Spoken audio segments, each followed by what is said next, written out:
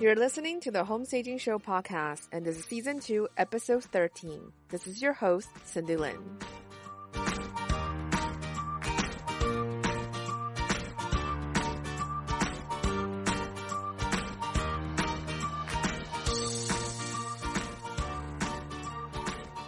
Hey guys, happy December. If this is your first time listening to the show, I'm Cindy Lin. I'm the founder and owner and chief of everything officer at Stage More Home Staging in San Francisco Bay Area.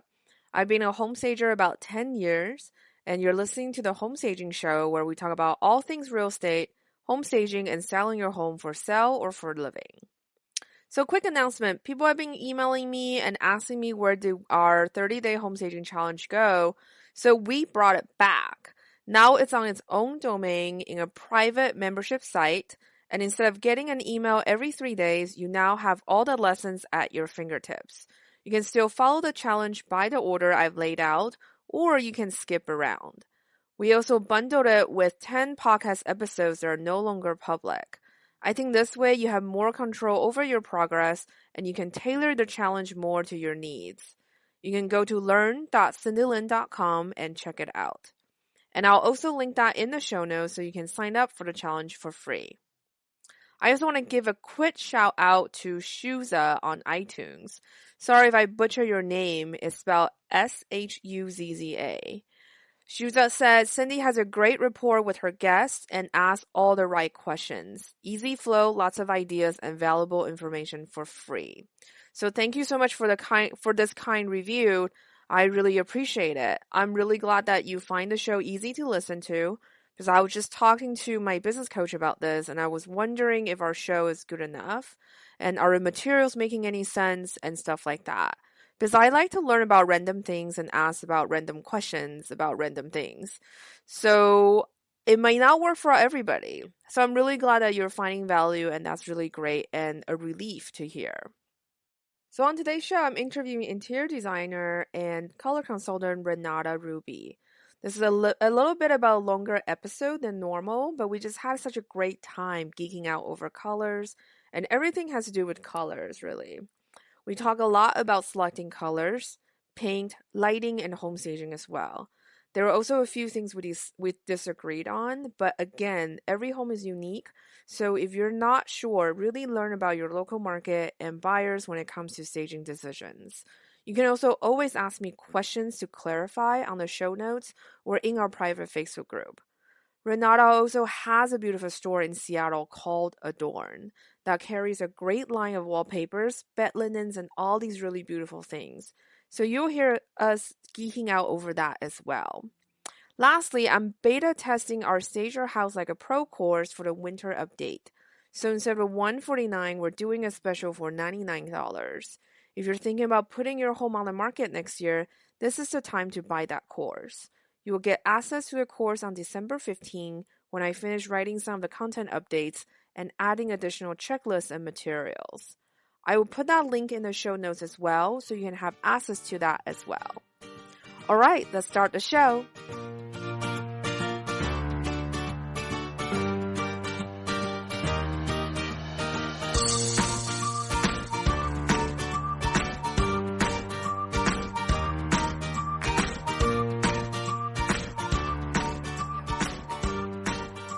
Yeah, you're welcome. So how did you get started in color consults? Well, I got started in color consults because I had been doing decorative painting and mixing all of my colors on site. And so as a painter, I would mix the color and put it up, and I knew exactly what it would do on the wall. And so as I moved into doing more design work, the color consulting was something that just came very easily because of my background. Mm-hmm. And it was also something that was just kind of beginning to be a thing about, 10 years ago when I started. I guess it was more than that. Gosh, it was like 15 years ago. So tell us a little bit about your work. What exactly is color consult, and why can't someone just pick a random color in the fan deck? Yeah, sure. So my current work is I do some color consulting. I'm sort of moving into a lot more full service interior design, remodels, furnishings, all that kind of thing. But color consulting is still a really fun little thing that I do every once in a while because it's quick and um, people get a lot of change for a very little amount of work. So essentially, the main reason that you don't want to just pick random colors, I mean, I think that everybody pretty much has picked the wrong color and seen what happens with the wrong color. Mm-hmm. And a color consultation is a way of gathering a grouping of colors and an entire palette that work together and tell a story as you flow through a home. So basically, the way we perceive color is that light reflects off of the color, Mm-hmm. and colors absorb certain wavelengths of the light and they reflect other wavelengths in the light. And depending on where you are, what the kind of light is, what direction it's coming from, the light actually is has more of certain things to reflect off and Mm-hmm. less of other things. So you want to adapt the color that you put on the wall so that you get the most out of it, depending on where you are. For example, I'm in the Pacific Northwest, and we tend to have a very gray light most of the year. Uh, and people from the southern part of the country often find it to be very depressing. But we Yeah. natives up here, we love it because it's so subtle. You can see just the subtle variation between a beige and a grayish. And so there's a whole world of color in these really muddy neutrals. But if I take these muddy neutrals down to California, um, they all get blasted out with all the yellow light that you have down there, and you can't see those subtleties. So in different parts of the world, depending on the amount of light you have, you can use colors differently. I love you say that because I looked through actually a lot of color consultants websites to find the right one to interview. And what made me to decide to pitch you was you had this line on your website where you talk about different paint that you spec, and you said that you're using fog and barrel. Wait, where is it? Faro and ball. Farrow and ball. I can never say that correctly. Farrow and ball. I always be like fog and farrow. No, barrel and No, ball. No, no, no. Faro and and ball. ball. So and then you said it's because the light in your local area, and that's why you decide to spec that specific paint. And I was like, I think that's it because lighting is so important, and I think most Oh, people it don't is. realize that. And when Yeah, I can't tell you yeah, how many people's houses I go into and they say, "Oh, well, it's a very dark room, so I need everything to be painted as light as possible." But then I look around and they don't have any lamps. And my first reaction is you need lighting, and the lighting needs to be layered. You need to have some light from the ceiling, some light from a lamp, some light that's reflected off of something else, and different types of light bulbs as well. I mean, if yeah. you are only using compact fluorescents, it's not a good idea. You need to make the investment in the new LED lights with different color temperatures so that you have a variety of different colors of light. And that's what makes a room feel dynamic. I love that you said that as well because definitely layering light is very important, and also the light bulb you use. And the more I learn about it, the less I feel like I know about it. So I love that you are talking about that as well in terms of color temperature. Listeners who are not familiar with the term color temperature, do you want to explain that really quick? Yeah, I'd be happy to. So, we all know that the visible spectrum of light goes from red all the way to purple. And, white light has all of the colors in it. However, everybody can acknowledge that a incandescent light bulb is a different color than a fluorescent tube. And the reason for that is the color temperature. And the way they measure that is with degrees in Kelvin, which is, scientific measuring. Uh, it's the way they measure spectrum scientifically. So 2700 degrees Kelvin is it'll say 2700 K on the package. And that's as close to an incandescent light bulb as they do. with LED lights. And then when you get up into 3000 degrees Kelvin, that's a little closer to a halogen. And then 5000 is closer to a fluorescent.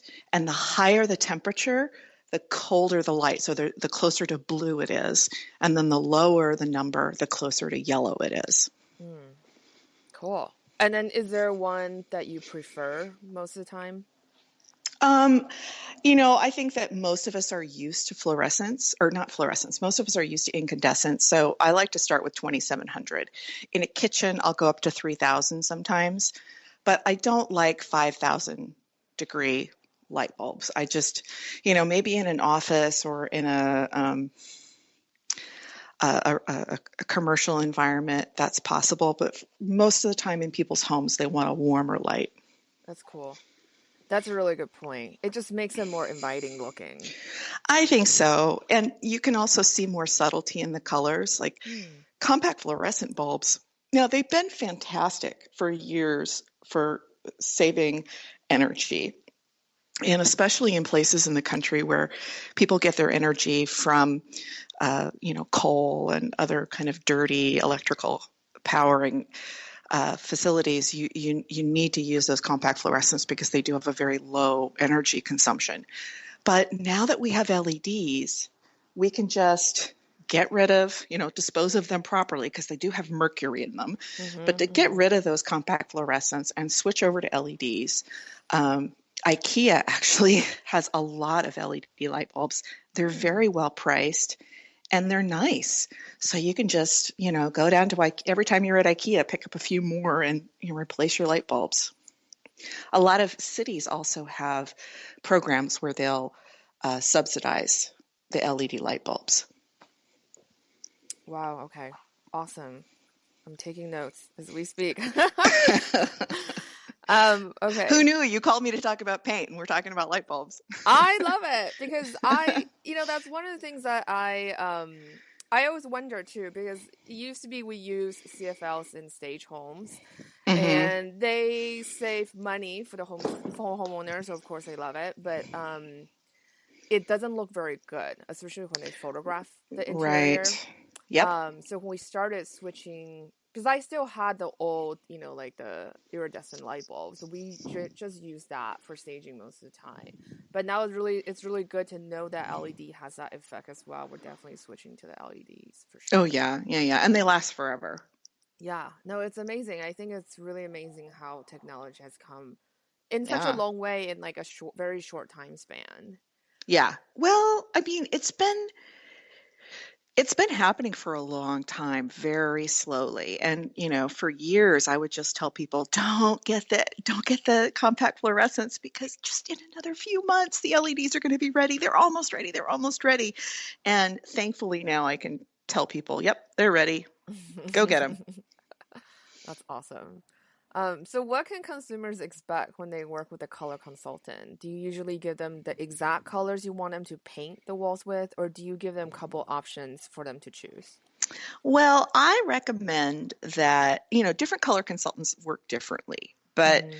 as far as I'm concerned, I recommend that you work with the color consultant and come to final solutions and final selections with that color consultant right there, rather than asking for options and then picking it yourself later. Because, what's that old saying? The consciousness that created a problem can't solve the problem. Mm-hmm. I mean, designers and people who work with color just have trained their eye to see things in a more complex manner just because we're geeks. This is what we do all the time. Mm-hmm. And if you make the decision on your own after the fact, you're not getting the full benefit of what you've paid for. Right. That makes total sense. I also love the tagline on the homepage of your website. It says, I will help you make the most where you live now, imagine and create your dream home, or anything in between. So I really love that. Can you tell us a little bit about how you help homeowners to achieve that? Um, well, let me ask you a question back first before I answer that. Oh, What okay. about what about that statement intrigues you so much? I am a very frugal person. My parents grew up after war, so when we were growing up, my parents are always drilling the idea of reusing and kind of repurposing into Mm-hmm. our heads. And when I get into the position I have now, I find that a lot of times homeowners always feel like, oh, I need to go out and buy new things. Mm-hmm. And so I mean, obviously, if it's really tattered and stuff, it's not in good condition. I wouldn't recommend using that because staging is about presentation, right? You do want to attract Mm-hmm. Mm-hmm. people.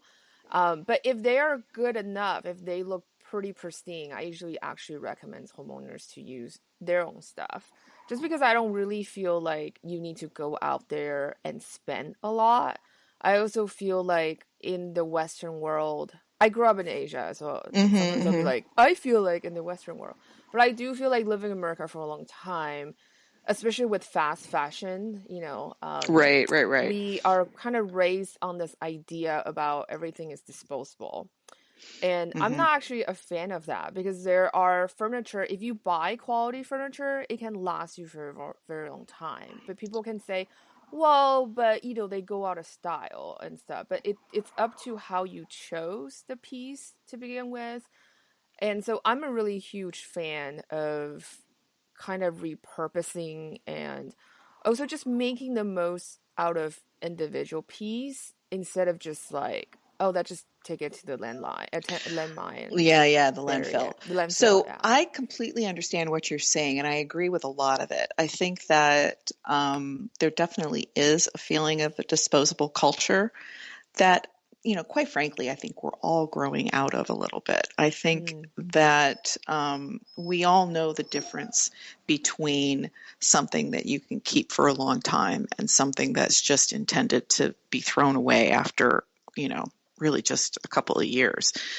The problem is that the culture is so inundated with this throwaway stuff that people really have no idea how much something that is made to last actually costs. mm-hmm. I find that when I talk to people about their budget and what they should be allocating for furnishings that are going to, stand the test of time, it's a big surprise to people. People are really used to thinking that, oh, well, I can spend $1,500 and get a good sofa. Mm-hmm. And quite frankly, that's just not true. It's anything that's below $3,000 for a standard size sofa.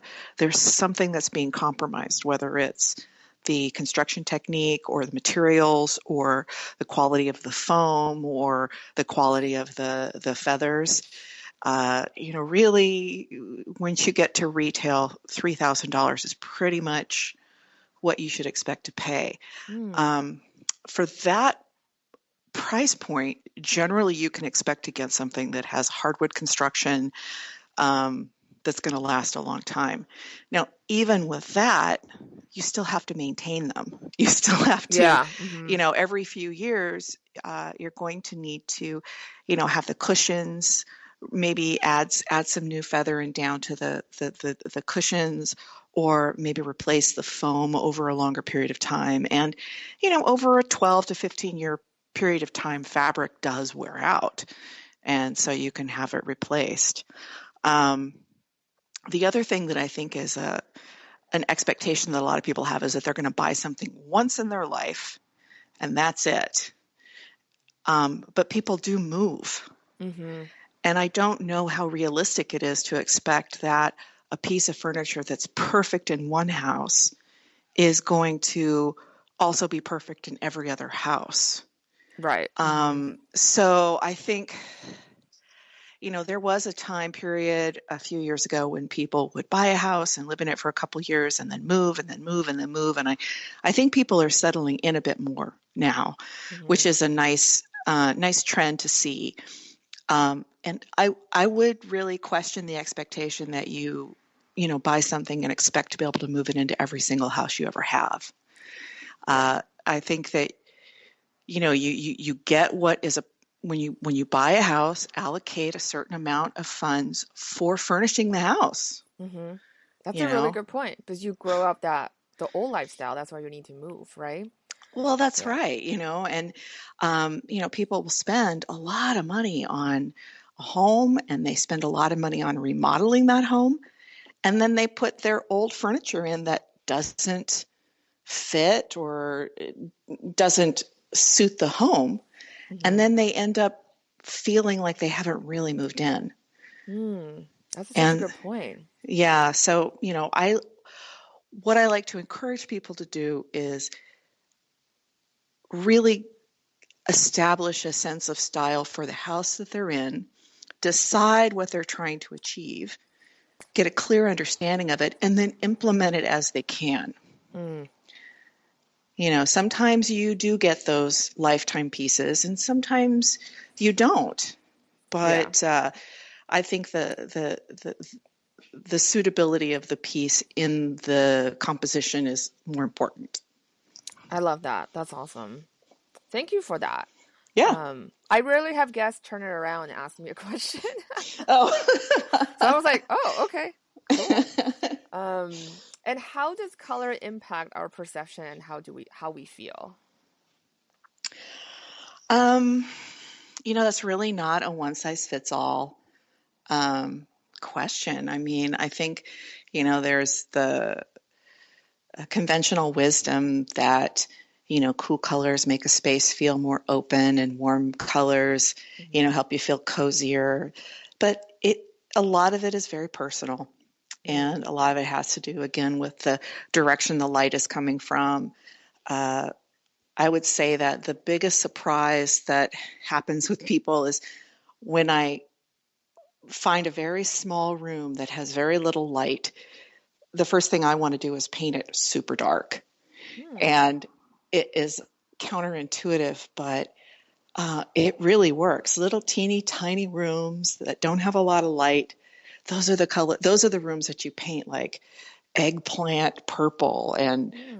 dark brown and dark blue, um, because they just end up feeling like a hug around you. And then Mm. spaces where there is a ton of light and big tall ceilings and lots of windows, those are the spaces that naturally want to be painted white. Right. Hmm. So, yeah. That's pretty cool. Yeah, it is counterintuitive. But I also love the smaller room that has that drama factor. I Yeah. really dig that a lot too.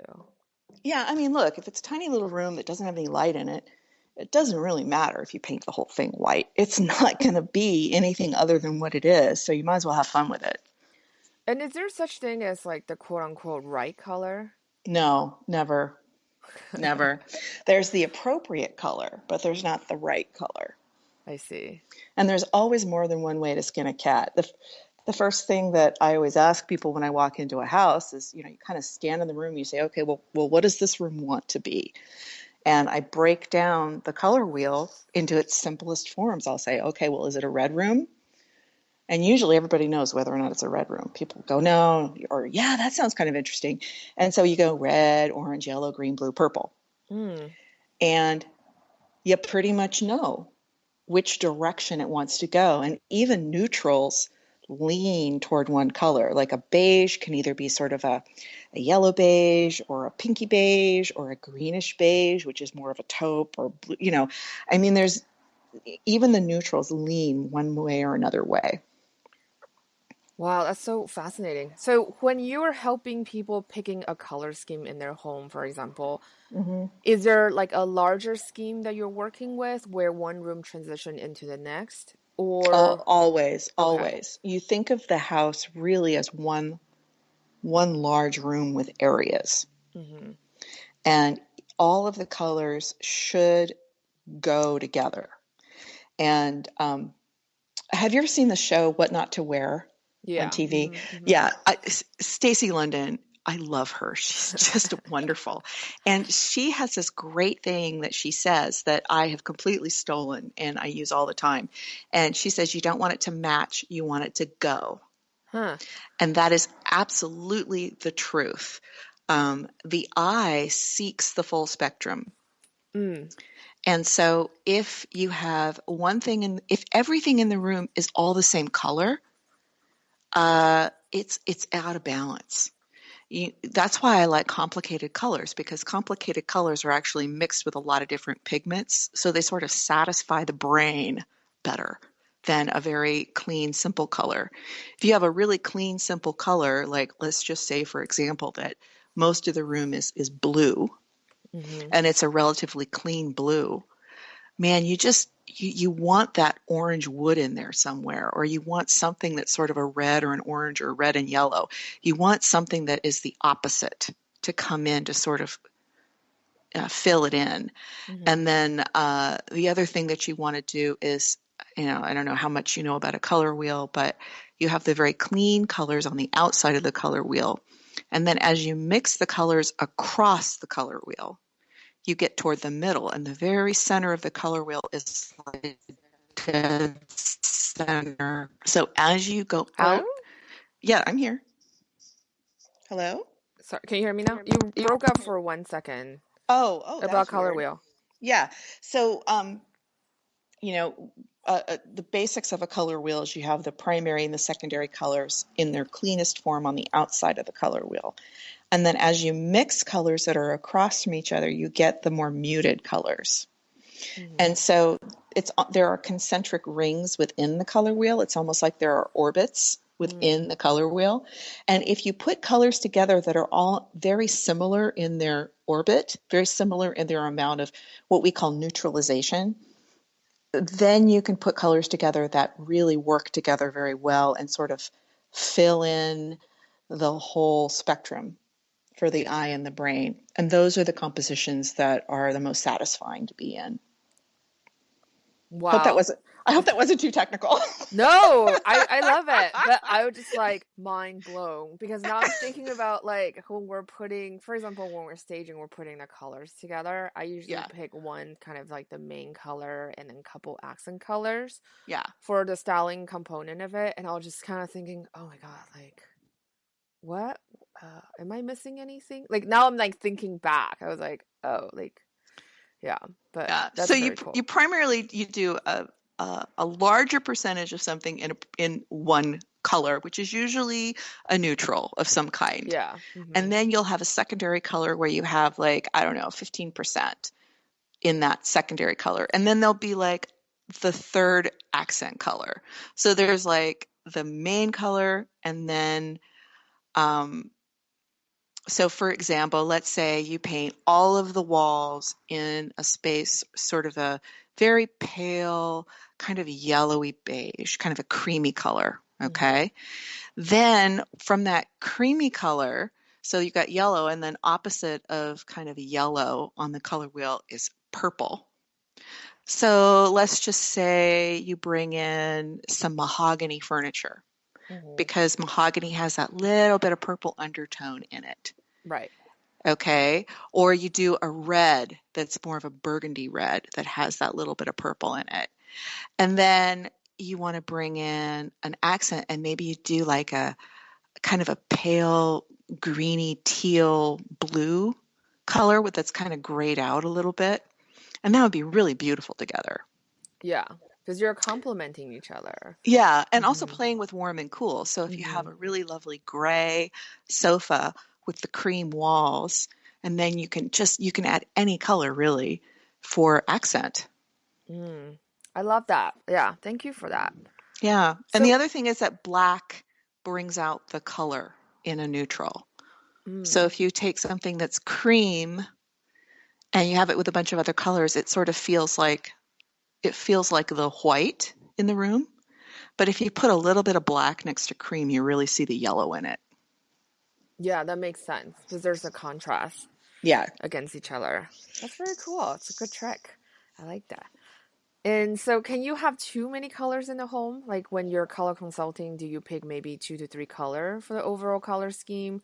Or does each room have its own color palette? It really depends on the architectural style of the home and the people who live in it and the furnishings. I mean, I have seen photographs of uh, places where literally they don't even get a whole wall all in one color. They'll like just draw a random line down the middle of a wall and paint the, two halves of the same wall different Mm. colors. Hmm. And it can look really fantastic to have an enormous number of colors, but it has to be balanced with all the other things Right. in the house. Mm-hmm. So, and I've also done houses where literally everything is the same color. So, there's really no right or wrong. It's all a matter of, what is the larger composition you're trying to create, and Mm-hmm. um, how does the paint color support that larger composition? I see. So, have you ever done color consulting when there's like nothing in the home at all? They just maybe they just moved in, they just bought the house, or do you actually ask to see what kind of furniture they have so you can kind of have a like the more general idea of how the color will complement how they will live in the house? So, I rarely want to match the paint colors to the furniture. Mm-hmm. I'll probably want to match the furniture with, so the paint colors should go more with the items that are attached to the house Mm-hmm. rather than the things that are not attached to the house. That makes a lot of sense. Yeah. You Mm-hmm. know, so, it's not that you can't bring out colors from the sofa for the Mm-hmm. walls, but first of all, it has to work with the flooring, work with any wood that's in there, Mm-hmm. work with any, if you have a fireplace that has tile or stone, you want to make sure that it works with that first. Mm-hmm. And then you can look at the furniture from a secondary place.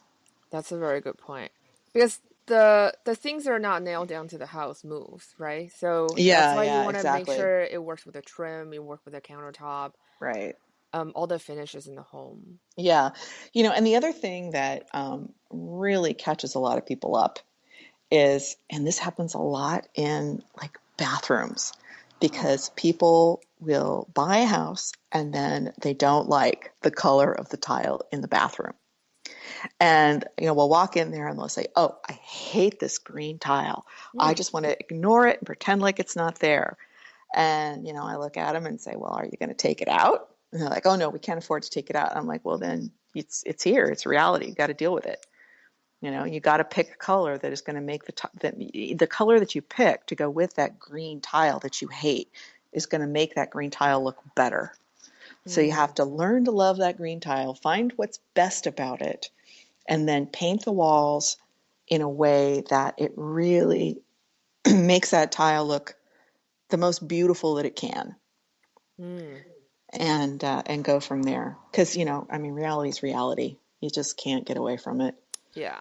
None of us has unlimited budget for No, anything. Yeah, no, especially if you're listening to the show. Yeah. yeah. Okay. Very cool. And Well, you so don't have unlimited budget, so you don't want to spend stupid money, that's you what I know? like about your philosophy too, because that's how I approach staging as well. Yeah, I don't want people to waste money that they don't have to waste. Well, I mean, the thing about, this kind of brings in a whole other thing. One of the things I wrote you in our email is talking about design for resale. Mm-hmm. And staging is sort of in this whole area. And I think staging is a completely different thing than designing for resale. So Mm-hmm. when you own a home and you live there, it's your home. And yes, it's an investment.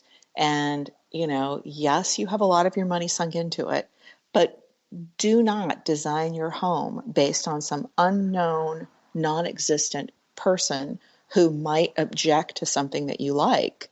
You know, make it your home. Do it well. Because I just don't believe that any of us are like the only one who will like what we like. Yeah. And I see so many homes out there that are so non-committal. They never get to good design because they're so afraid that somebody's not going to like it. Yeah. Well, Mm-hmm. okay, they'll buy a different house. Somebody's going to love your house. You're not weird. Do something that you love, and somebody else is going to love it. Yeah. No, and I agree with that very much. And I think that's the difference between designing to live versus designing to sell. Because for selling, you need to really appeal to a very broad range of people. And that's why the colors are very neutral. They're very non-committal. Um, and when you're living, you can really do anything that. And look, strike your fancy. yeah, and I just really hope that this trend toward everything being completely homogenous goes away, because it's okay for people to be different, Mm, and I think that our culture is moving much more into that. The other thing I'll say is that, yeah. I'm now, past 50, and as I get older, I see how short life is, and I see people who move into a house with little kids, Mm, and that house is where their children are going to spend their entire childhood.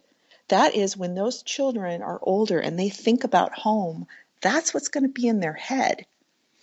And finish moving in, do your house, put the pictures up on the wall. Who cares if you put a hole in the wall? It's yeah. okay. Yeah. It's just a house. People are more important than houses. Houses are Houses, yes, they're an investment, but they're where you spend your life, and they're where you make your memories, and they're where your children make their memories. Yeah. So, make it home. I totally agree. I think your home is your home. You need to make it work for you, not the other way Exactly. around. I understand Exactly. unless you entertain a lot and your home becomes, in a way, your workspace where you have to entertain people. Other I than don't that, know. I I wouldn't mean, want anybody to come into my home yeah. who would judge my home. I mean, it's your home. If you're entertaining people who you can't bring into your home in the way that you love it, then take them to a restaurant, for God's sake. I mean, it's it's your home. You should love it, and that we all struggle with feeling like we belong in the world. Yeah. And when I walk into my home, that's my space. Yeah. And I feel like I belong there. I bring people I love into my home, and it's, that I'm not trying to impress anybody. I'm just trying to create an environment where we can um, we can have great relationships and great times, and yeah. I agree with that. And I also think the conversation also can extend to people who rent as well, Yes. because I really Yes. do believe that your home environment impact how you feel about yourself, just like the Mm-hmm. clothes you wear. A lot of times when I go into homes that are going through divorces, Mm-hmm. their space looks like a war has gone through. I've gone to divorce homes where there's just Yeah. paperwork everywhere, there's clutter, there's all this stuff. I grew up in an environment where we believe in feng shui, and it's the same thing. I've seen a lot of it actually in real life, and like make it beautiful, make a space that you're comfortable in, that you feel creative, Mm-hmm. not just for people to say, oh, because sometimes people are like, oh, I'm not creative. But I was like, well, it doesn't matter if you're an accountant, right? You still Mm-mm. need inspiration to do your project well. So it's the same thing. So if any of you are renting and listening to this, I also encourage you, to really beautify your space as well and make that into a space that you really enjoy living in, even though just it's for temporary. I absolutely agree. I rented, part of how I got good at my job is that, when I was in my early adulthood, I moved a lot. I think Mm, that when I moved into the house I've been in now, where I've been 10 years, it's the longest I've ever lived anywhere. And I think I moved almost 40 times. mm, And primarily rentals. Um, and there are a lot of things that you can do to make a place your own. yeah, Uh, and even if it's, now they've got such great technology with the command stick-on thing, so you can yeah, put things up on the wall without damaging the wall. A lot of landlords will actually let you paint as long as you agree to return it yeah, to its neutral color before you leave. yeah. And I painted a lot of places. I even put a stone countertop into a rental house once. I You talked to the did? land. Oh yeah, I talked to the landlord, and I'm like, hey, if they were going to put a really cheese ball countertop from Home Depot down in the kitchen, and I said, hey, if you just put plywood down, I'll put in soapstone tile, and Ooh. then you can keep it. If you just buy the material, I'll do the labor for free. and they were totally into it. Yeah, So I think it's awesome. It's basically an upgrade without them paying a lot of money for it. Of course, they're like, yeah, sure. yeah, and it was, I planted stuff in the yard, and it was my home for the 2 years I was there, and I really enjoyed it.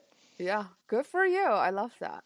So let's come back to color Oh consultation. yeah, yeah, sure, sure, sure. When you open a fan deck up, it can be really overwhelming for most homeowners since there are like Hmm. literally like thousands of color choices. So how Yeah. does one go about choosing the color? Well, I think the first step is to find a better fan deck. Mm, I think if you are going to a lot of paint stores, and if they have a fan deck that has, 300, 500 colors in it, um, unless you really know what you're looking for, you just shouldn't even go there.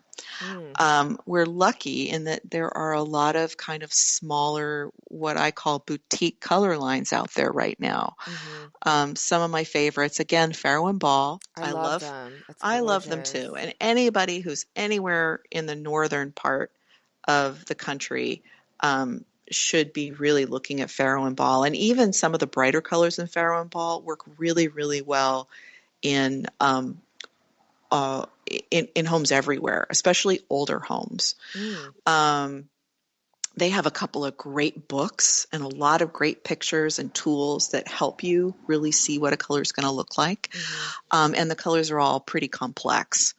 mm-hmm. It's expensive paint, but uh, there's sort of a saying in interior design, and that is you cannot afford to use cheap paint. Cheap paint takes more coats, Yeah. takes more time. So, you can. I painted my little studio here in my shop with two different brands of paint. One was C2, and one is Fine Paints of Europe. And C2 is really good paint.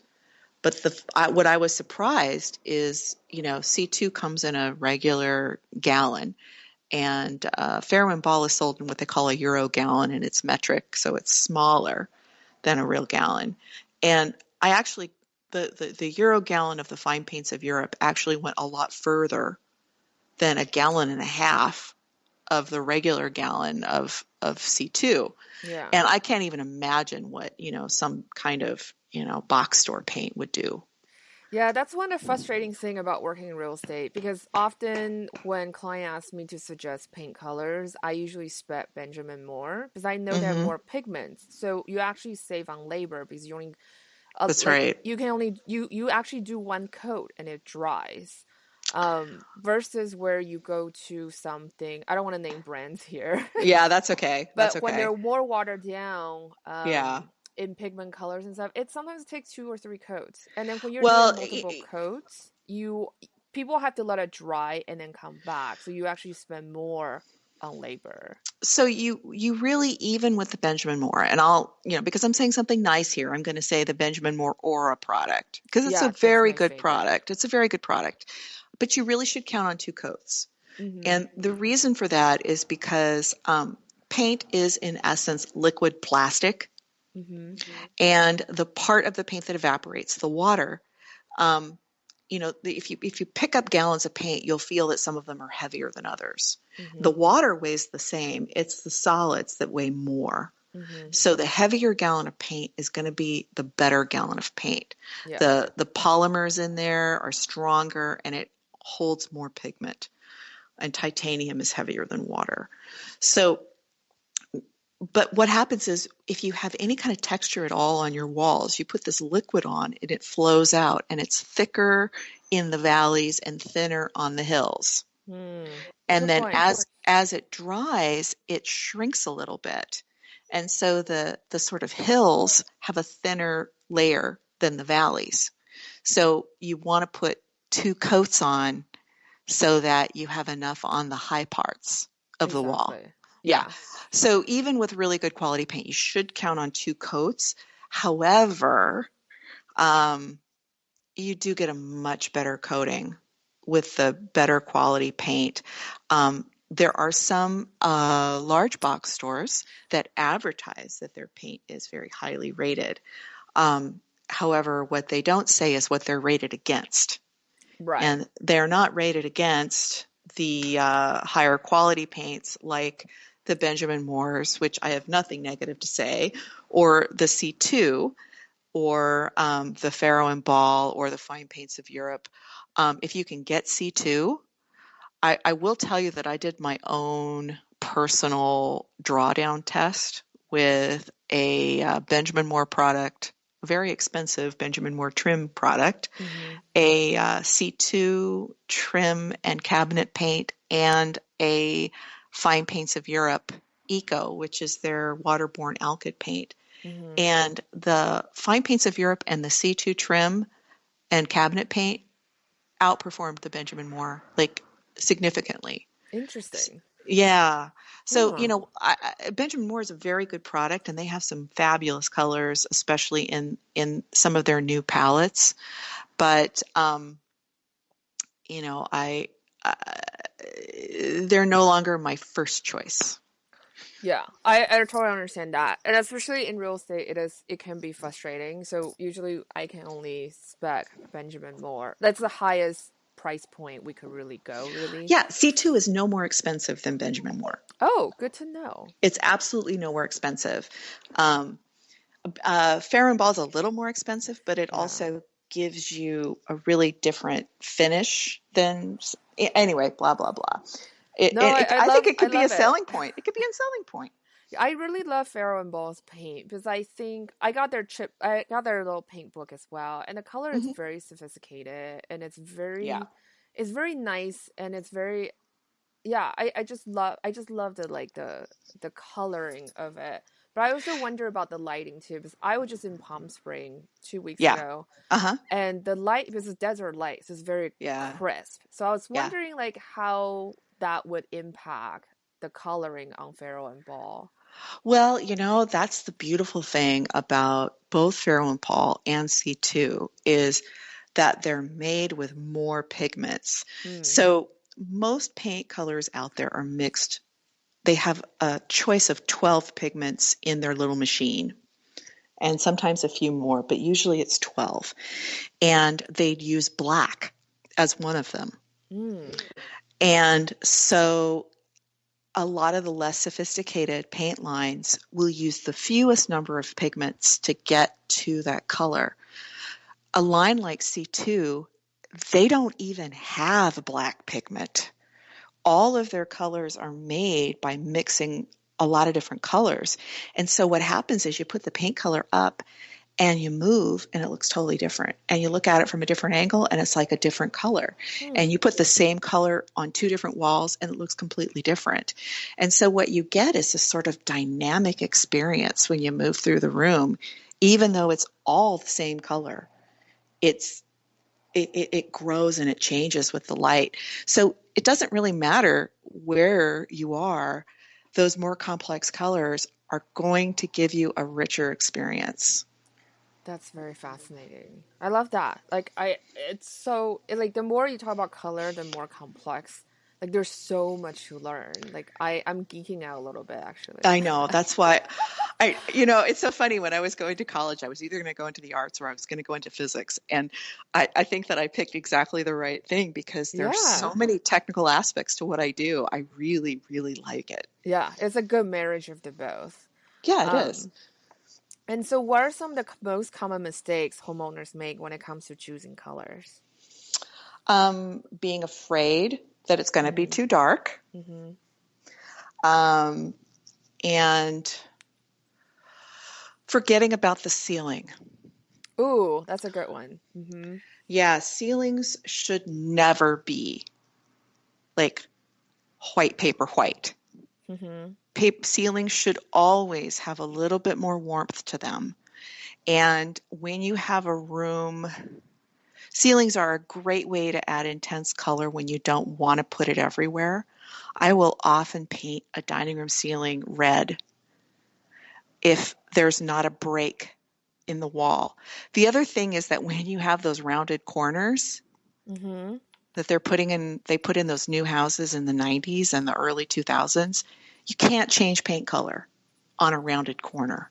Hmm. And I don't think you should change a paint color even on a square color on an outside, on a square corner on an outside corner. I believe you should change colors on an inside corner if you're going to change colors, because I like to paint three-dimensional objects rather than just a plane. Mm-hmm. You know what I mean? So if you can see a corner and you see the corner and you see both sides of it and it's pointing at you, it doesn't matter how perfect that line is. It's I think that I don't know, it doesn't feel as solid to me to have one side one color and the other side another color. Yeah, because the way we see things are three-dimensional, right? So when you Well, paint, you want to think about how the eyes can perceive the colors well, as well.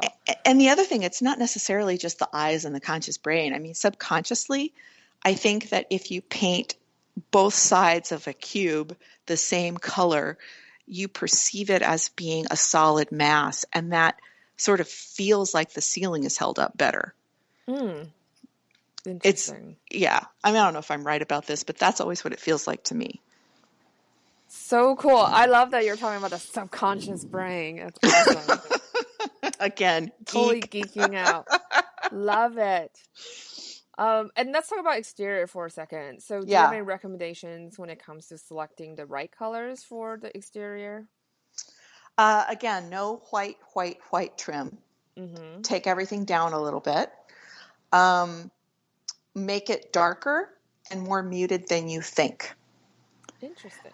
And don't use your language center. Again, I'm going to geek out here. Don't think of the name of the color when you're looking at the color. And look in nature, look around your house and fill in what's necessary. There's a house on my website that's here in the Ballard neighborhood of Seattle, and the house on one side was green, and the house on the other side was yellow. And the greenhouse had red trim, and the yellow house had dirty white trim. And this is a sweet little house that was in the middle. And I racked my brain, and we finally ended up with like an eggplant purple color. Hmm. And people knock on this woman's door to this day and say how much they love that color, um, because it had enough. It was muted enough. It was, the eggplant is sort of a brown purple, right? Yeah. It wasn't like, Barney purple. It was definitely sort of a very brown purple. And it just balanced in between those two houses so well. And then she had those little very light green cypress, those pointy cypresses. She had those in her front yard. And that foliage against that purple was so pretty. Oh, that sounds amazing. Yeah, because when most people say purple, you're like, okay. But yeah, Yeah, from this yeah, description, it sounds gorgeous. yeah. If we're going to put our nose in the air a little bit, we'll call it aubergine. Mm. Yeah, a lot of Victorians uses it. Yeah, it Just is a very old yeah, color, and it's kind of the color of like old leather, and it is the color that's the foundation in a lot of these really lovely old wood tones, like, mahogany, and even some of the like Brazilian cherries that are out there now. They have that sort of deep purple brown in them. yeah. No, that sounds very cool. And so, can you talk a little bit about some of the techniques you use to help homeowners decide what colors to choose? Well, what I do is I limit their choices. Mm. I Yeah. will put two or three choices up, and then we'll stand back and we'll look at them and we'll talk about it. Um, uh,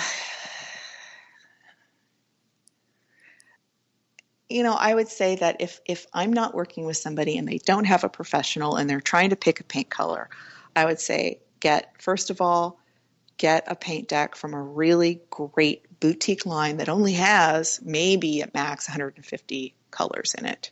Yeah. And pick a color and then take the color that is a little bit grayer or a little bit more muted than what you think you're going to want. Because when you put a color up on a wall, it gets more intense. Mm. So if you pick out a blue and you put it up on the wall, it's going to be really, really, really blue. But if you pick out a gray that has a little bit of blue in it, you put it up on the wall, it's going to be this most beautiful robin's egg blue. Oh, interesting. Yeah. Especially on exterior. On exteriors, you don't think, oh, I want a blue house. Think, I want a gray house or a taupe house with blue in it. And then you're going to get a good, when I show people these blues, they're like, oh, but that's gray. I don't like gray. I'm like, well, I don't care if you like gray or not. This is blue. And you put it up on the house, and lo and behold, it's a beautiful blue house. That's interesting. I have never heard it put it that way before. That's very interesting. Yeah, And be careful. Be yeah. careful. Be careful. I never tell people the name of the colors either. They'll say, "What do you call this?" I'm like, "I'm not telling."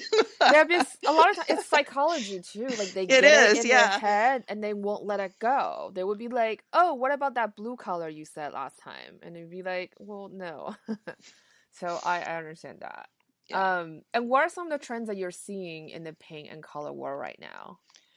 Well, right now there's a big trend toward white, but Yeah. I'm not really a trend follower. I like to think of myself as a trend setter. So, um, I will use whatever color is appropriate for the house.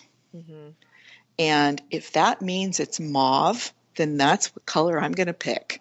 I know that mauve is extremely out of fashion right now, but every once in a while you just need a nice neutralized rose color, which is what mauve is. Yeah, and also it really comes down to the house as well. That's what makes it so complex because every house is unique and the lighting and the way the windows are positioned and even what light bulb you choose is going to impact how colors are perceived. And houses have personalities. Right. Some houses are very stately and they need a very stately color. They take themselves, they look like they take themselves seriously and they need to be in a suit. And then other houses are like little old lady houses. And, those houses can be yellow and pink and, sweet old lady colors. And then, some houses are very modern and edgy and, like a hipster with, bright green plastic rim glasses, the house can have that kind of pop of color. Right. So, just kind of think about if this house were a person, what would they wear? Exactly. And I know there are a lot of new apps coming out on the market helping people picking colors. I'm gonna guess that you think you're not a fan of them. Well, only because I don't think they can really work Uh-huh. because colors on a screen are so different than in real life. And color is one of those things that just a very subtle difference is the world. Yeah. I totally agree. It's hard. I mean, there are some things you want to automate, but there are some things you just simply cannot. Do you? Yeah, I mean, Yeah. I appreciate wanting to take the skill out of it, but I don't think you really can. Right. Thankfully, people are still necessary. I think people are very necessary. Yeah. Do you have anything you wish homeowners know before they start working with you or with a color consultant in general? Well, with a color consultant, I would just say, um, be ready to be surprised and be Mm, open to the process because you will be shown things from a perspective that you maybe haven't considered. I love that. That's great. And that's why you need to hire a professional who does this for a living because they, like you, like even just talking to you for the last hour or so, like I'm learning so much about colors already. There's so much nuances and little details like we just don't know. And that's why it's amazing to have an expert like you to come on a show and talk all about it. Oh, thanks. Yeah. And I want to talk about your new store. Adorn is Yeah. gorgeous. Can you talk a little Oh, bit thanks. about your shop? I mean, I love it. I mean, like when I click on the website, I was like, so wow. I love wallpaper. I love patterns, Yeah. but it's not Yeah. something I can apply into the homes I live in. Just I don't know why I happen to live in like my last apartment. It has a lot of texture on the walls. Uh-huh. And same thing with the house I'm in right now. So it's not going to be a very smooth application for wallpaper, Okay. unfortunately. But yeah, so do you want to Well, tell a little bit about the yeah. shop So, and how you come about it? okay. So I've been doing interior design for a long time, and I constantly would run into these amazing wallpapers. Mm, And, people were afraid of them because, especially I think in this area and maybe everywhere, people were kind of recovering from taking all the wallpaper down that was put up improperly. mm. And so, people have these horror stories of moving into a house and spending weeks and weeks scrubbing and removing wallpaper. And then when I'd say, "Hey, let's put wallpaper up," they would just about, have an attack. Um, and if you prime a wall properly, and Zinsser makes a really good wallpaper primer sealer, and you put 2 coats of wallpaper primer sealer, and then you let it dry for like at least a week, preferably 2 weeks, because there's a difference between something that's dry and something that's cured, right? Right. So you let it cure, then you put up your wallpaper. And then when you're ready to take it down, you literally just like mist it with water, with warm water, and you pull it off. It's no big deal. And then you can put more up. And Mm. so if your wall is prepared properly, wallpaper is not such a huge commitment. That's awesome. Yeah, I think wallpaper gets a really bad rap. But I also there agree. were some really terrible looking ones. Oh my God. What's happened now is that with the advent of digital printing, Yeah. there are all these amazing artists who are doing wallpaper. You'll see on my website a lot of work from a company called Timorous Beasties, and they are actually probably one of the main reasons I wanted a storefront, because Yeah. nobody was selling Timorous Beasties in the Pacific Northwest. And we used to have, there was a guy named Brian who had a little shop called Ornamo here about 15 years ago. And he had Timorous Beasties, and I completely fell in love with it. And so they were the first people I emailed when I got my space. And I am really excited to be able to offer Timorous Beasties to people in the Pacific Northwest and, all over the country and the world through my website. It's That's just great. fantastic stuff. I'll definitely link that in the show notes. And earlier when you're talking about primer paper sealer, like Yeah. you mentioned a brand. What brand is that? Zinsser. How do you spell that? Oh, I knew you were going to ask me that. It's got a bunch of Z's and S's in it, and I can never remember how many of each it has. Oh, But it I think makes, I they found also, it. It's yeah, Zinsser. yeah, that sounds about right. Okay, cool. No, I can't spell. I do other things really well, and spelling is not one of them. It's okay. And no worries. But you're amazing on color, so that's awesome. I hope. So let's see what else. There's just a lot of great wallpaper. Cole and Son is another uh, manufacturer I really love. They are all printed, and it seems like a lot of the better wallpaper is coming from England Mm, and Scandinavia. hmm. Timber Species is out of Scotland.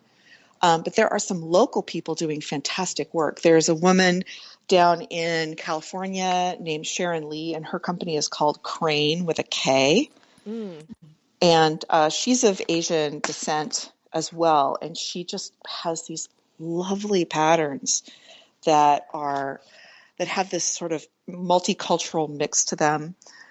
Really, really lovely, beautiful, beautiful colorways. Yeah, I've seen There's her stuff. It's gorgeous. It is. It's really pretty. Madison and Grow is also down in California, and they do these sort of updated mid-century modern patterns. There's a company called, uh, oh God, what is it? Um, oh, I have to look at the book here. Oh, Sandberg from Okay. Scandinavia, and they have these gorgeous multi-panel murals that you can put on walls. Whoa. Um, yeah, there's just some and this just like just breaking the surface. There's I grass know. cloth and there's all kinds of textural things. The other thing is if you have too much texture on your wall, go ahead and prime it properly, and then you put a blank stock up, which is basically just blank wallpaper. You Oh. put that up first, and that sort of fills in some of the gaps. And then don't expect everything doesn't have to be perfect. Your walls don't have to be perfect. If you let wallpaper, if you've got crappy walls, who cares? Just prime it, put a blank stock up to sort of smooth things out a little bit, and put your wallpaper up. I think the Japanese have this wonderful concept called wabi-sabi. And Mm. I wish that we in the United States could live a little bit more for that. And to me, what wabi-sabi means is that there's beauty in the breakage. There's beauty in the lifespan of something. And when you see that beautiful, woman who has seen her years, or you see the hand of time on a beautiful piece of wood where the edges have been worn off. I mean, that just makes it more beautiful. I totally agree. I think beauty is not just for something perfect. I think the everyday No.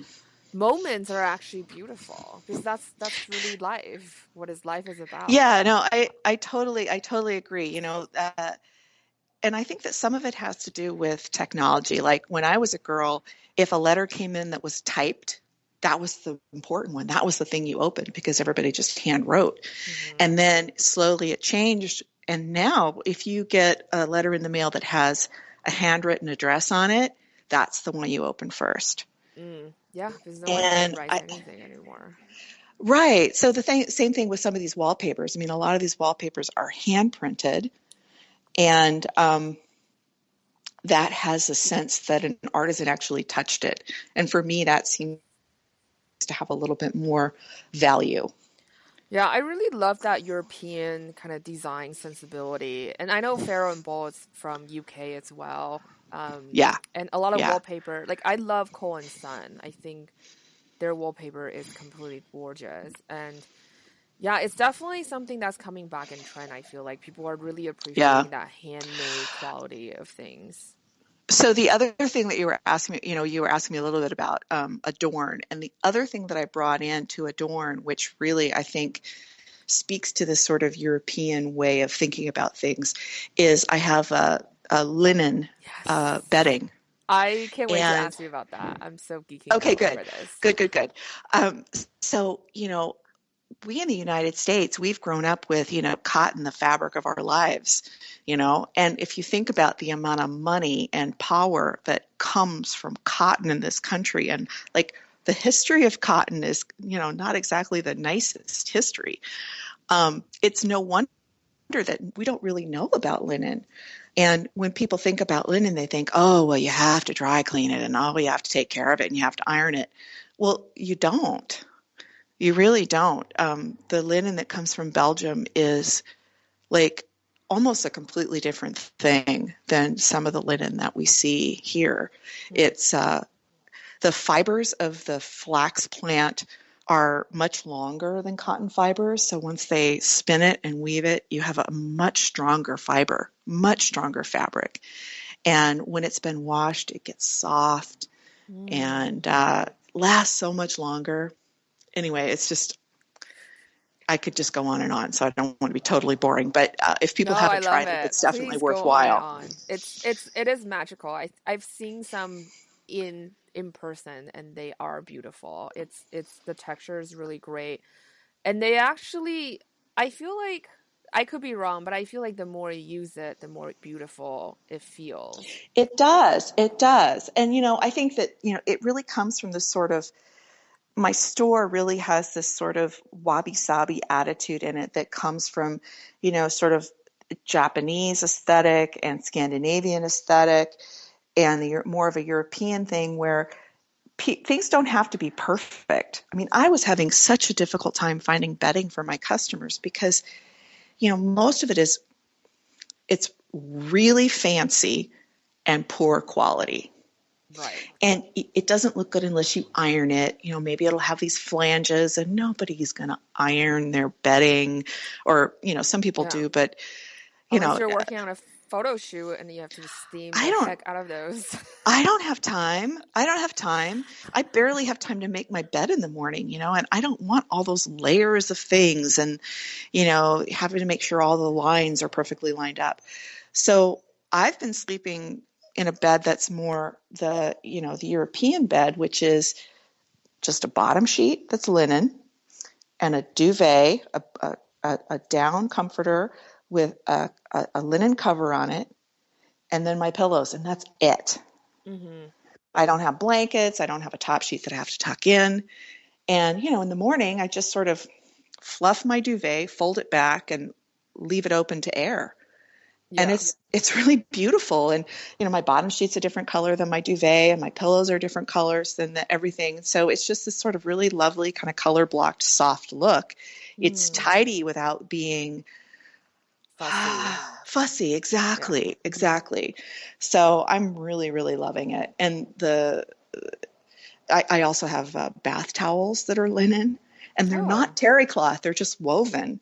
And linen absorbs water so much better than cotton. You don't need it to be terry cloth. And it also Mm. dries a lot faster. The $20 word for that is hygroscopic. So linen has a much higher cellulose content than any other natural fiber. And that cellulose just sucks the water up and then it lets it go very, very quickly. Part of the reason that linen dries so much quicker than cotton is that when it absorbs the water, it sort of spreads it out in a thinner layer, if that makes sense.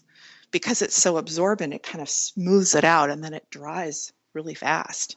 That's And awesome. yeah, linen's also antimicrobial, and I could go on and on, but I don't have to because the company I get it from is called Libeco, Libeco, and Hmm. libeco.com has a lot of videos and lots of information, and you can go see the videos of the factory. The factory in Belgium has a zero CO2 footprint. Wow. So That's it's some of amazing. and it grows so well there. They don't even need to put any chemicals on the soil. It's a great product. That's awesome. Yeah. I want Okay. to take a tour of the factory. Can you just walk in or no? Oh, God, I don't know, but I totally want to go too. Yeah, I'm traveling in Europe next year, so I'm like, can I just like show up, be like, can I I take a don't know. You should tour? call and find out. I definitely am going to go. Sometime in the next year, I must go. Yeah, that sounds really amazing. Um, yeah, I love we're geeking out over everything. This is fantastic. I love it. Wonderful. What is some of the biggest misconception when it comes to interior design? Um, well, I've already kind of spoken to this, but I think the main thing that designers do is really we're working compositionally and we care how you live in your house. Hmm. It's like, there are three dimensions and then there's the fourth dimension of time. And when designers, I can't believe I just said that. Oh my God. Um, when designers are working with people, we want to know how you live in the space. We want it to look good. Like part of the reason I like this bedding is because my customers don't have time to iron to iron everything, and they don't have time for making everything perfect all the time. They need to be able to live in a home that works with their kids coming in with their boots full of mud, and they Hmm. need to have a place for all the toys to go. And um, you design those things into the environment. When I see a big pile of something in somebody's house, it's not that they're messy people. It's that's what I call a cry for help. That means that things are not working in their house. Yeah, I do think lifestyle is a big thing. And Yeah, a lot of absolutely. times when we're working with clients on a home staging standpoint where they are selling, but they're living in the home, but they Yeah, had to make it open house ready. As a professional, it's my job to provide them with tools to help them to do that very quickly. Because, we're all busy, we all have lives, we all have, I don't have kids, but a lot of people do, and or pets too. So those are going to come in the way. And so for us, it's really about finding the lowest hanging fruit. So maybe it's finding the linens yeah. that don't need a lot of upkeeping, and so they can be very fast and, move on with the next part of their life of that Well, day. look, we're talking about two different things. I mean, part of being a good host is giving people a place for them to feel comfortable. Hmm. If everything is overly personalized, you don't feel like you have a place to settle. And I think when you're selling a house, it's not that it shouldn't have any personality. It should have personality, but it should also be welcoming. Yeah, exactly. And so, part of the reason you don't want a lot of stuff lying around is you don't want to make the people who come into the house uncomfortable. You want to Yeah. give them an opportunity to feel like, yeah, okay, this could be my house. There's room for me here. Hmm. Which is different than when it's your own house. When it's your own house, you want to feel like there's room for you there. Exactly. And so it's almost like before you sell a house, you have to give the house away in your mind. You have to like Yeah. detach Hmm. yourself from it. It's no longer your home when you're selling it. Yeah, like we talk about the subconscious part of brain today, right, on the show. And it's the same Yeah. thing too. It's like a lot of times staging your house is actually helping you to start dissociating yourself from your house, that you're Hmm. once so attached to it. And so by doing all these things, like start, taking the stuff out, start removing certain things that are really personal to you in your home, it's helping Yeah. you to move on mentally as well as physically. The other thing I'll say is that I can't tell you how many people call me because they're going to sell their house and they want to do a down and dirty quick remodel. Oh, They've been living in it because they want to get more for the house. They're like, oh, well, if I put $30,000 into the kitchen and I redo the countertops and blah, blah, blah, I'll get more money for it. Well, I mean, I'm in Seattle, one of the hottest real estate markets in the country, and especially the neighborhood my shop is in is Finney Ridge, which is, among the top neighborhoods in the country as far as property values increasing and desirability. But why not do that and live in it? yeah, that's Why a really wait? good point. Why Yeah. wait? And then I really don't advise people to put in garbage because it's brand new garbage and it's clean garbage. A lot of real estate agents say, "Oh yeah, you want to put new quartz countertops down." Well, I just went through this with a friend of mine who has a house that was built in the first part of the 19 in the 20th century, and the real estate agent was telling him to put quartz countertops in. And the countertops that were there were little hex tile, and the agent said, "Oh, people don't like tile countertops." Well, maybe, but you know, that's what is appropriate for the time The spots, period. yeah. Hmm. And quartz isn't going to look good in that house because it's so perfect it's going to make everything else look shabby.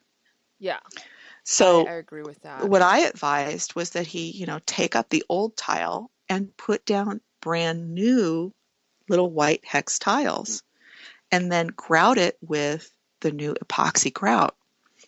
That's the thing. People think, oh, grout bad. So we don't want grout. We want slab. We don't want grout. But the new epoxy grout, it's like, it's not even grout anymore. It's epoxy. It doesn't have the same problems that old school grout had. In fact, even the regular grout these days doesn't have the same problems as the grout had even 10 years ago. The technology and the chemistry that goes into grout nowadays is phenomenal. And the good installers, they put all kinds of great additives into the grout, and people shouldn't be afraid of it anymore. It's a really great product. Yeah, I'm glad we're touching on this because that's one of the number one question I get asked all the time. Should I remodel? Should I remodel? Should I remodel? I'm kind of like, well, if you're gonna put $30,000 into the kitchen and you're selling in a month, you're really realistically not gonna get that money back, a Well, hundred percent.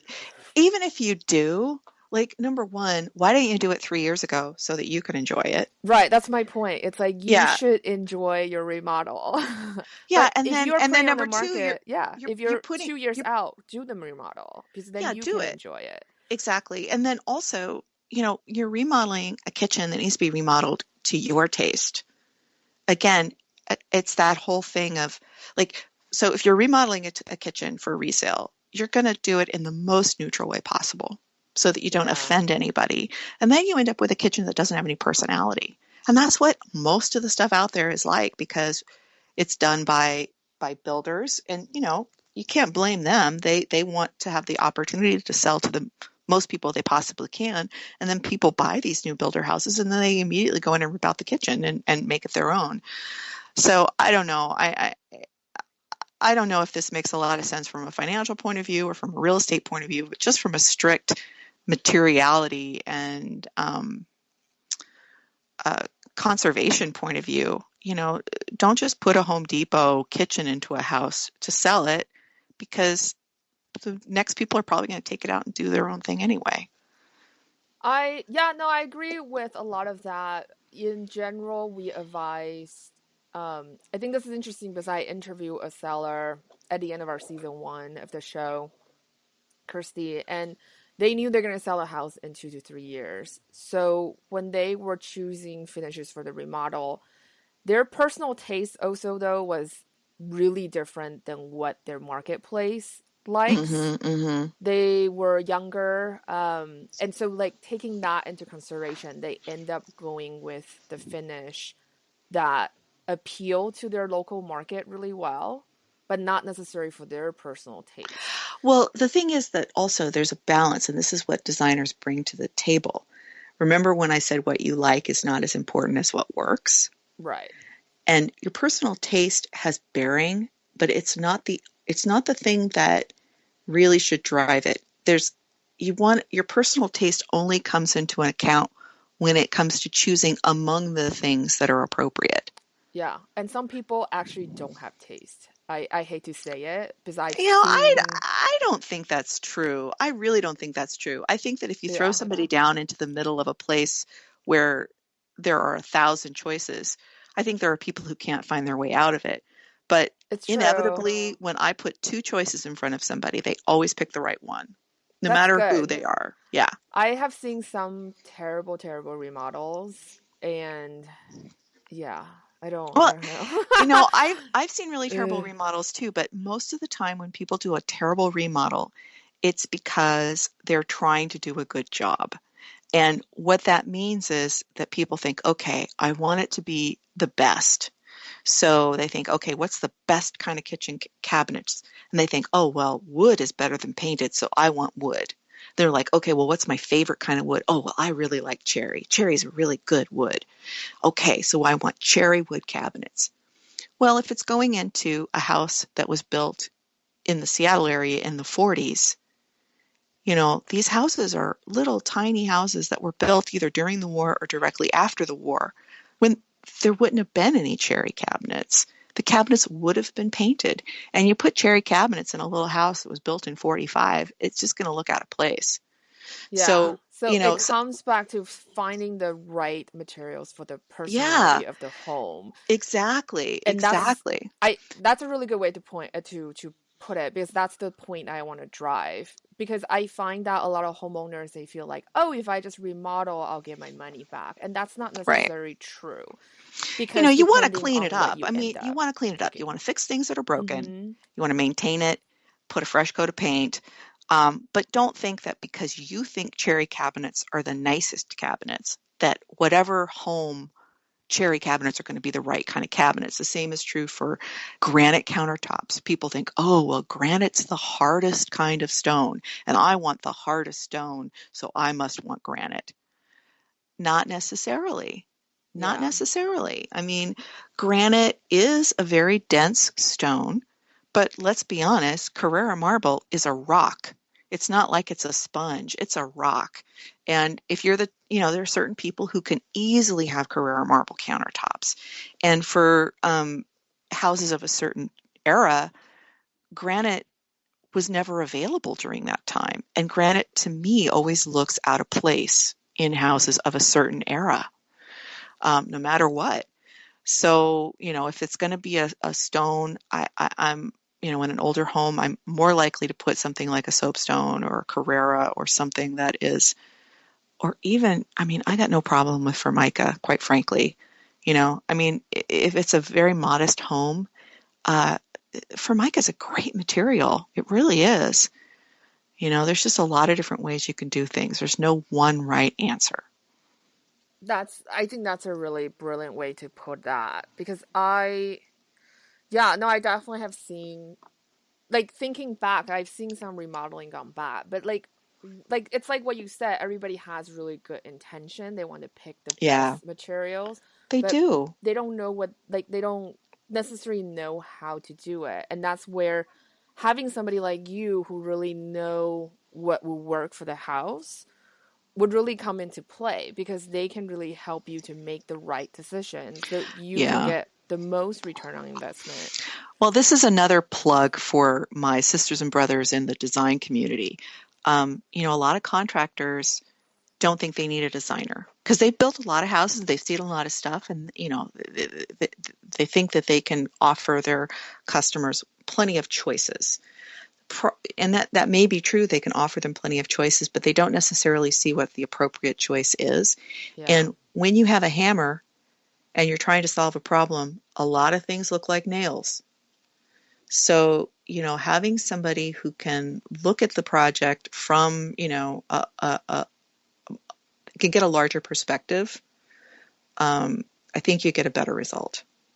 I agree with that because I have encountered a lot of, especially I think in the Chinese community, a lot of Chinese builders tend to build these houses that they feel what the Westerners would like, and so they would pick these kind of like European finishes that work in the Asian market, but not necessarily work in the American market. So Hmm. I will walk into the house, I can immediately tell a Chinese builder built this because I would be like, yeah, because they always pick the similar finishes that they think would appeal to Westerners, but may not necessarily do. So I definitely agree with that. Yeah, it's a funny thing. I really do believe that almost everybody really has good intentions. And yeah, one of the things I say a lot of times to my customers is that I think that the fastest way to ruin any house is with creativity. And what I mean by that is that the house itself already limits your possibilities if you choose to see it that way. Hmm. And you can see it as, oh, I can't put my favorite, I can't put what I like. But you could also see it as design constraints. And architects and designers like to have a design constraint. It helps them kind of focus what they're doing. So if it's a mid-century modern house, a rambler, I don't care how much you like crown molding. We're not putting crown molding in a rambler. It's just never going to look good. It's never going to look right. I don't care how much you like a bungalow. That rambler is never going to be a bungalow. Right. So either fall in love with a rambler, find things about ramblers that you like, and do that, or get yourself a bungalow and get out of the rambler. You know what I mean? Exactly. I think that's the hardest part about styling and design is to have that restraint and know when and where to edit. Yeah, And that's yeah, why it's important to kind of set yourself for success. Like the fan deck question. I mean, if you look at Bose fan deck they sell in the marketplace, I mean, there's like thousands of colors in it. But you right. get a fan deck that is already, like pared down and it's much easier to make the choice as a consumer. Yeah, and realize that, as you're going through it, you can't look at every color. In any fan deck, there's really only maybe 25 colors that any one person should consider. But Hmm. the question is, how do you figure out which those 25 colors are? I mean, I've pulled out fan decks and like there's no colors in there I like. Like literally, I can't even use it. So yeah, it's anyway, blah blah blah. So we're coming up to the time here, and I wanna Yeah, I wanna like ask you about where our listeners can find you because I know Adorn is a physical store, and yeah, like in addition to online as well. yeah. The website is adorn.house. And it's one of those new URLs. It's not a .com or a .net. It's I think it's dot perfect. dot house. Well, it's either a really smart move or a really stupid move. It's not in the middle, and I'm hoping it was a smart move. So, No, I think it's brilliant. oh, Especially you're thank you. selling all house rated things. I was just like, that is super smart. Yeah. Oh, thank you. Thank you. So, adorn.house is the website, and then in Seattle, I'm located in the Finney Ridge neighborhood, and I'm really only open a couple days a week for people to just walk in, but people are welcome to call and make an appointment and I do take Sundays off because it's important for me, just like it's important for my customers to have a life. Mm-hmm. Um, but people can come in when it's convenient for them, and within reason, I'll make accommodations.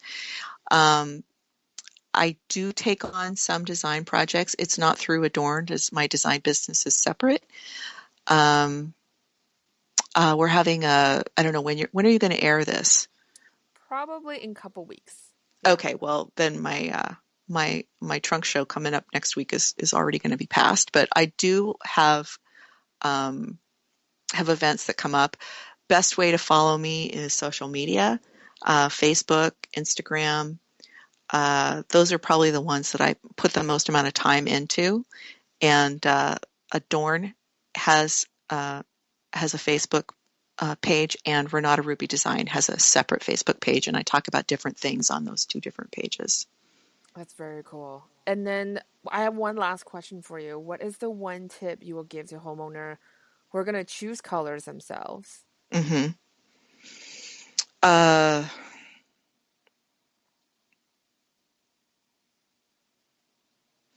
I would say whatever you think you want, make it uh, uh, do something that's a little bit more neutral. And if you're looking for a color, don't worry about having it be too dark. If you want like there, every color has a certain saturation where it's the best. Like, if a blue gets too pale, it just becomes an off-white. And if it gets too dark, it just becomes like a black. So every color has a certain saturation where it's the happiest. And Hmm. don't be afraid of that. And when you're picking colors, look at them all together and make sure that they're pleasing together. And Hmm. you'll know when you look at it and you just feel comfortable and settled and it makes you smile. That's when it's right. That's awesome. Thank you so much again for being on the show. You were Oh, my pleasure. fantastic. Oh, Yeah, it thanks. was so great to talk to you. I really enjoyed it. Thank you. I'm looking forward to hearing more of your podcasts too. I like what you're doing. Oh, thank you. I really appreciate that. It just I don't know. I enjoy asking questions. I find that I don't know, the more I learn about design in general, the less I feel like I know. So I think it's important for me to really get out there and ask people questions. I think that that's true in general about design. It's a very big field, and I think that's why keeps it keeps my attention because there's always something new to learn. Yeah, and even when we're chatting about lighting, I just like wrote notes down. I was like, "Oh, we should get a lighting expert on the show because that would be amazing."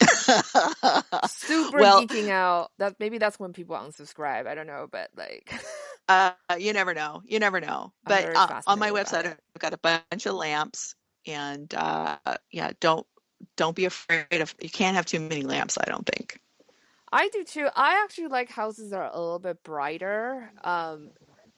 Yeah, I mean, Yeah, people but like light. you can't expect the lighter room from an overhead light. Overhead lights are not the best kind of light. You want to make sure, like in a kitchen, number one thing to do is put under cabinet lighting in. Number one Hmm. thing. It'll completely transform a kitchen. It's it's shocking. That is so good. I love it. Thank you so Awesome. much again. Oh, Hey my guys, so I pleasure. hope you had enjoyed today's interview. We definitely geeked out a lot, but I hope you find the conversation helpful. I really love the way she talks, pulling the home together. I'm very much of a fan of thinking of your home as one giant space where each room is part of that space, because that's how you're going to have a very cohesive and pulled together home.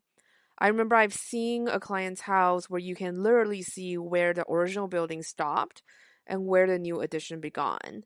Especially where the original building was, it was this ranch style home, and the new addition was Spanish colonial. So it was very different.